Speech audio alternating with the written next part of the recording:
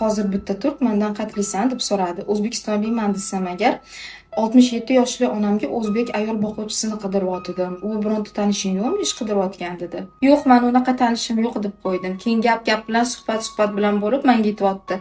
Sizlarni ayollaringiz zo'r deyapti. Yoshi 80 ga, 90 ga qarab borsa ham, men biror marta eshitmaganman boquvchi qidirganini. O'zini o'zi eplab yuradi-ya dedi. Hatto 50 yoshga kirgan ayollaring bizning davlatimizga kelib, boshqa ayollarga boquvchilik qilib qarashadi, ishlashganini ham ko'rganman dedi. Men esa boshimni ko'tarib, kerilib, bizning o'zbek ayollarimiz shunaqa mehnatkash, baquvvat bo'lishadi deb maqtab qo'ydim. Lekin ich-ichimdan meni xafa qilgan bitta осознание o'tib ketdi. Bizning mentalitetimizda nimaga boquvchi olishmaydi? Chunki shunchaki o'g'lini uylantirib qo'yadi. Boquvchi olsanglar, unga har oy pul berishinglar kerak. Ya'ni oyligini chiqarib berishinglar kerak. Senga pul beryapman-ku deb xohlagan muomalangizni qila olmaysiz.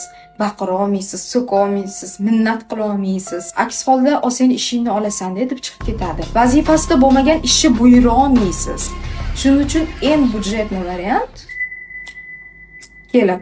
Boshqa davlatlarda esa kelinlar boquvchi vazifasini o'z bo'yniga olishmaydi. Shunga qaramay, ularning qadrlari juda ham baland va erlari mana shunday qo'llarida ko'tarib yurishadi. Bizning mentalitetimizda esa hammada emas, ayrim oilalarda erini xizmatini qilib, ota-onasini rozi qilsa ham bir tiyinlik qadri bo'lmaydi. Shuning uchun ba'zan o'ylanib qolaman, oxu va eshak haqidagi maqol rostmikan? Oxuni insoniyatga bir tiyinlik foydasi tegmasa ham uni qadri baland, oxu deb gapirishadi.